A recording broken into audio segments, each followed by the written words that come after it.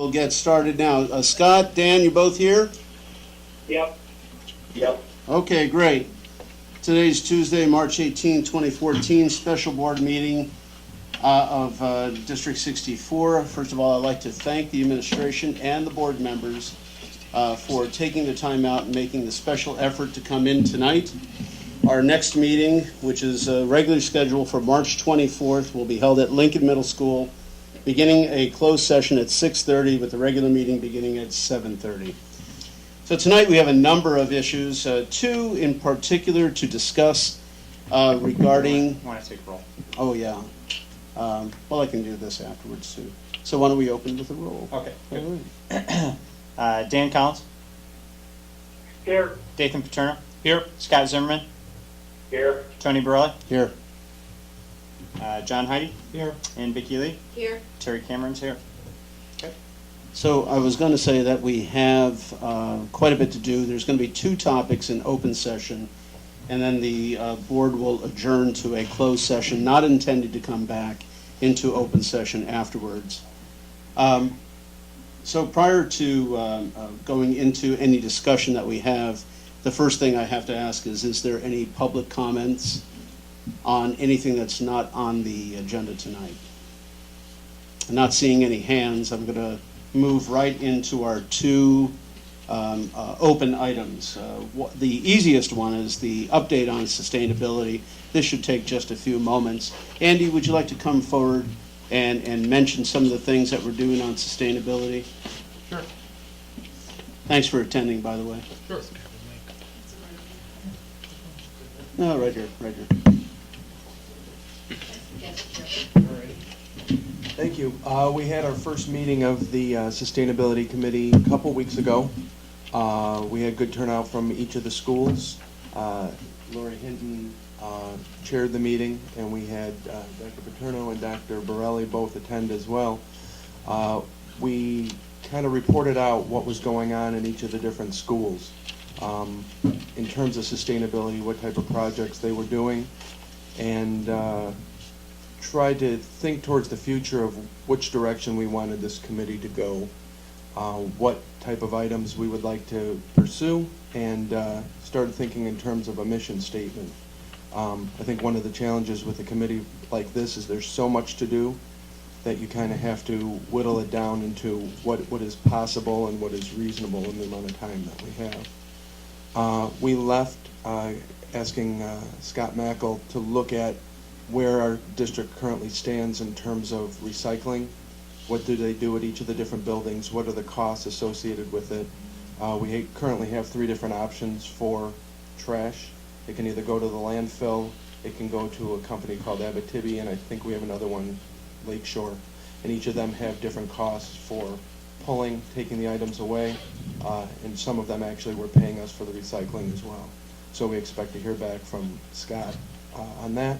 I believe at our next meeting, Lori, Mary Ellen will be coming. Mary Ellen is one of the directors of SWANK, which is the Solid Waste Agency of Northern Cook County, and she's going to come to talk with us and give us some ideas and kind of developing a direction for the committee and for our schools.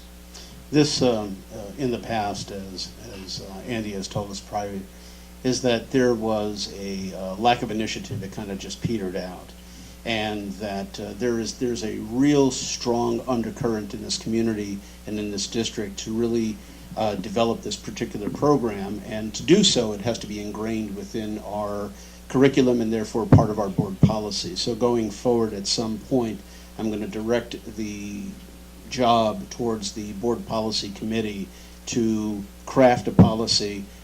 In my memo that I had sent out board members in preparation for this, I put some information down which was a prelude. It'll have to be further discussed as to where items of sustainability can be found currently in the board policy. I found two specific areas, but I'm sure there's more. And sustainability is really more than just collecting cans. It is really a broad-based concept of equality, citizenship equality, environmental concerns, and economic concerns. So this is broad enough that it certainly can be developed within the entire curriculum, and I think that's really where the community wants to go with this. So I'm pleased to have jumped all over your suggestion, and I'm working with you, and going forward, I think it's going to be great. One recommendation I had was at that presentation, it was going to be about a half-hour presentation, Lori, by the people from Swank. I had suggested that perhaps we videotape that and get it on the internet, if that's going to be possible or not. I think that would be kind of a cool thing that we can use as a jumping off point for this topic. So, Andy, any other thoughts on sustainability? Yeah, I think it was well received. There seems to be a lot of excited people about getting it started again. That's great. And I can tell you that we're going to push forward with this, and we're going to work with you hand in hand. We want to get this done as well. Great. Thank you. Thank you. Now, if you can, there's going to be one topic in closed session that we're going to do right away. So if you could stick around for that one thing, I'd ask that you have some input on that. Sure. Okay, thanks a lot. The next item in open meeting, any questions by the board on the sustainability issue? Okay. The next item is discussion of the TIF agreement with the city of Park Ridge. Dean, thank you for attending. I had the great advantage and opportunity of having a cup of coffee with Dean, and I got a little education on this TIF, and every time I think I know about it, I get more and more confused. But Dean, if you could, I know a few things, and I'll kind of fill in, but if you want to start off the conversation. Well, sure. Nice to be sitting here. It's been a while since I've been down in this room. We need you to take the mic. Pick up the mic. Yep, sorry. Thanks. Yeah. Sorry about that. Anyhow, as you all know, there has been some communication between the district and the city of Park Ridge in the last month or two. Under the terms of the 2003 TIF agreement, the city is obligated to make payment to the district. The payment has two components. One is called a new property payment, the other is called a new student payment. And the payments haven't been made yet for 2013. The city tells us that they are in the process of reviewing the way in which the payments have been calculated in the past and the data that has been used, and that they will be getting in touch with the district in the very near future. Tony, I think that the timeline is somewhere in the neighborhood of 2 weeks at this point. Yes, I had a meeting, a quick meeting with Dan Knight on Saturday, and I point blank asked him what's going on. And first, I got to tell you, he seems very pleasant, honest, upfront. Wasn't trying to hide anything. They want to verify their data prior to making any payments. Apparently, there was not a cross the T's, dot the I's, and verify all the numbers in years past, and they think that might be a good idea to do at this point in time. I don't have a problem with that, frankly. I think they should have been doing that from day one. They have hired a special attorney who has, I guess, some expertise in this TIF area, and he's going to sit down with the finance folks and Sean Hamilton over the course of the next 2 weeks. They are meeting today. It is, from Dan's recollection, from what he told me on Saturday, they will be contacting Phil tomorrow to ask for an official extension of 2 weeks. During this 2 week period of time, they were going to kind of buzz through all the data and determine the areas of concern, and they would want to have those areas refuted. I said that's fine, except I don't want to go 2 weeks and then all of a sudden given this laundry list of where's Johnny Jones and where's this and where's that. I said, as items come up over the next 2 weeks, you are to contact District 64 and get them cleared up so that in 2 weeks' time we are left with the net level of concern that they may have. And he seemed to think that that was a doable item and capable of being done, and they will proceed in that fashion. So I had a good feeling. And One other thing that Dan Knight suggested to me is that they have every intention of fulfilling their obligations. They just want to verify, and again, frankly, I don't blame them. They don't want to pay for anything they don't have to pay. So they want to verify their numbers, and they have every intention of paying for it, but they want to verify. Now, down the road, there might be some requests of changes and things like that, but that's not part of this issue right now. So that's where we are, and as far as the other aspects of it, I guess it's going to boil down to some of the calculations, Dean. And maybe Becky can speak to the issue of the new student component, and then Dean, maybe perhaps you can speak to the new property component, because you were kind enough to forward me that report that was given to the city back in September, and I read it, and I got to tell you, I hit that one section, and It's not easy. no, it's not. Not easy. No, and frankly, I highlighted it, and it makes no sense to me. So, Before we get to what Tony had asked, so can I ask a question about whether or not we have any concerns about previous year's calculations? As far as the new students go, I don't. As far as the new property goes, that's a calculation that has been a mystery for the last... Is it a mystery to us or to them? To us, and sometimes I think it's a mystery to them. I don't know how they go about. They've never taken the time, although we've asked, to make that explanation to us. So I look forward to the next couple of weeks so that all parties can understand the formulas. That being said, if you can directly address the new students, the historical aspect of it, the review that you've conducted, and where we are on the new student side.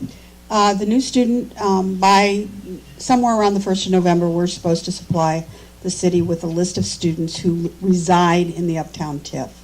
There's 2 conditions that need to be met: that they reside in the TIF and they attend our schools, and if they reside in the Uptown TIF area and they moved into that area from another Park Ridge address, another District 64 address, they're only counted once, and that's the year that they move into the TIF. So there's some students only get counted once, and some get counted every year. And so that every year I have worked with the city, with the former administration, and even last year, sent them the same format of list of students who reside within that Uptown TIF, and they paid off of that after looking at the previous. I assumed after looking at previous years and making any adjustments that would need to be made, and forwarding us a check on a timely basis in the month of December. You saw the email that I sent today, giving them a new breakdown. It's still the same format. It keeps just getting resorted and add some highlighting and sorting out the ones that are no longer within, that at one point lived in the TIF area and then are no longer there. And so that they have a historical view back to the year 2007. I've asked them if they want me to go back any further than that. I don't know if that's the first year, but that's the year I've gone back to, and if they need further back than that, then I need to be told that. And it's a matter of counting the students and taking a calculation that is our per student tuition that's calculated off our annual financial report, less the general state aid that's received per student, and taking that net factor times the number of students. It's a pretty simple calculation. Now, Becky, the information that I'm hearing is that they have found discrepancies. Some students have been counted in the same grade for a number of years. I understand that in the process of how things get entered, it's all hand-entered data. There's going to be some data entry. One could expect 1% to 2% error. I get that. But now that you have been able to go back and clarify and basically comb through the data, are you pretty certain, Ivory Soap certain, that we are providing them with the data they need? I am extremely confident that the data that was sent to them at the end of January and resent today, just in a different sort format. That's the only difference between what was sent in January and what was sent today. That the information is accurate. The difference between January and today is that I went back to the TIF report that the city got last January from Kane McKenna and took the listing of addresses that were in that report, and we did a download of our entire student database, sorted by address, and looked at every student, every residential address that was listed in the Kane McKenna report, and went back and traced to see if we had all the children that are in our district on that report. And as that email said today, that I found 2 children that weren't, so we've added them to the list. Okay. That being said, if the city will take that data and agree to it, Dan Knight, in his conversation with me on Saturday, also seemed to believe that if they, over the next 2 weeks, if they looked at that data and found no discrepancies or concerns with it, they're prepared to make a partial payment. And then the second half of that payment, or the whatever third or whatever it's going to wind up being, will be dependent upon the property aspect. There are actually 2 separate checks that we have received. Some years we've received 2 checks. Yes. Some years we have received 1 check. Last year there were 2 checks, one for the student component and one for the new property component. Some years they break down the amounts for new students and new property. Some years they haven't. So that I would expect them to have to go back to their own general ledger information to find that information. Great. Be able to. But there should, once they validate that those are the 13 students that currently live in the Uptown TIF, it's a matter of taking 13 times a factor, and there should be no need to make that in installments unless it's a cash flow problem for the city. Well, they're not going to make that an installment. They have two components, and the easy component, which would be the student section of it, and they're Correct. willing to do that once it's validated and make that payment, and then it goes down to the property component, and they have some concerns on that. As of yet, I have not heard what those specific concerns are. Neither have I. And Dean, I suspect that you haven't either. So I suspect that we're going to hear of those concerns in 2 weeks. But going forward, Tony, if I may ask a question on that. The new property is calculated solely by the city, correct? That's my understanding. And they don't wait for any data from the district? That's my understanding. Correct. Okay, so why do they need 2 weeks to figure out whether they have a problem with their own calculation? Well, I'm not sure, John. I will say that in the report that Kane McKenna and Associates, the financial consulting firm that was hired by the city to analyze the TIF district over a year ago, in the report that Tony referred to that was prepared by Kane McKenna, dated January 2013, and presented to the City Council on February 11th, 2013, there is a section that raises questions as to how the new property payments are calculated. Now, as I read that report, I understand it to be raising questions as to how the city had been making the calculations over the last 10 years. And as Tony said, the discussion is a fairly complicated one, which raises a number of different issues. I assume, without knowing, that it is those issues that they are taking a hard look at now. And so, presumably within the next 2 or 3 weeks or so, we'll have the opportunity to hear from them as to those particular issues, their views on what has been done in the past, whether it was correct or not, if it wasn't correct, why it wasn't correct, and what the result is in terms of dollars and cents. I'm sure we're all waiting to hear that. Can I jump in? Is my understanding correct that the payment was due December, what, 13th?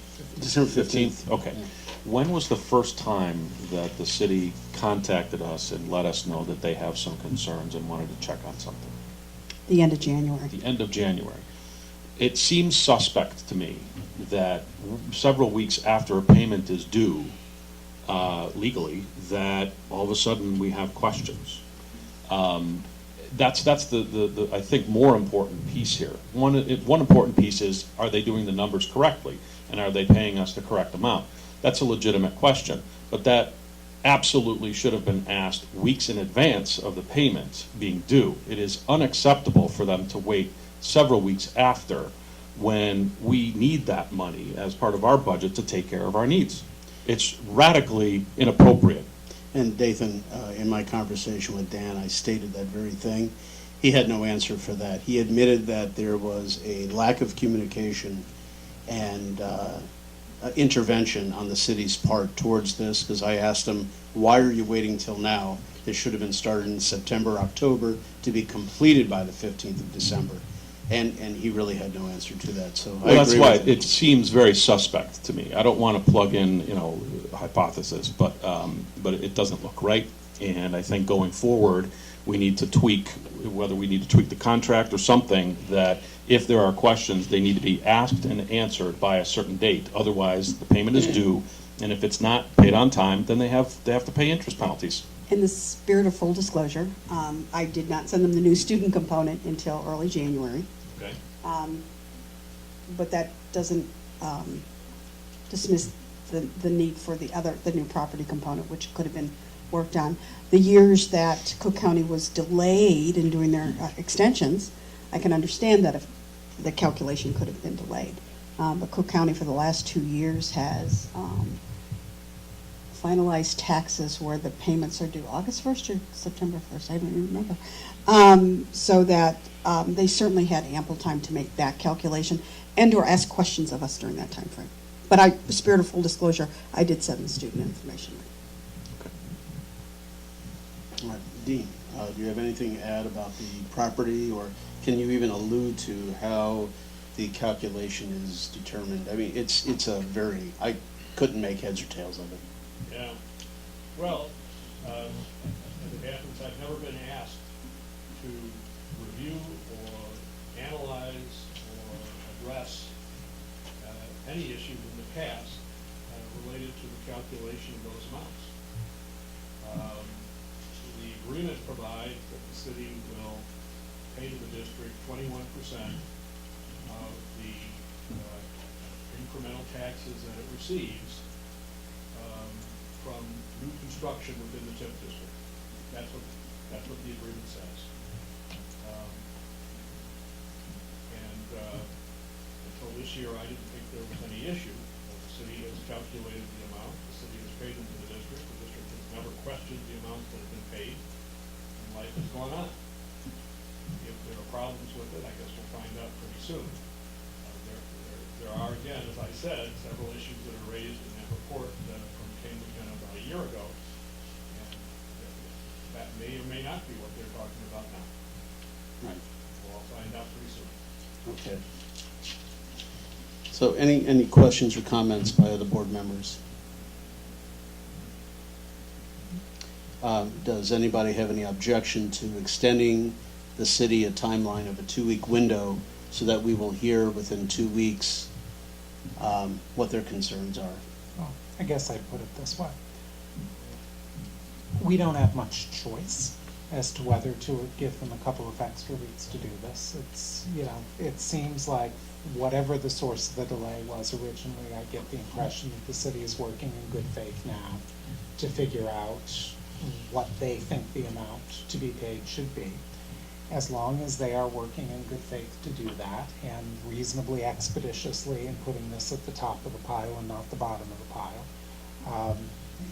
I wouldn't suggest that we take any action other than what we're doing already.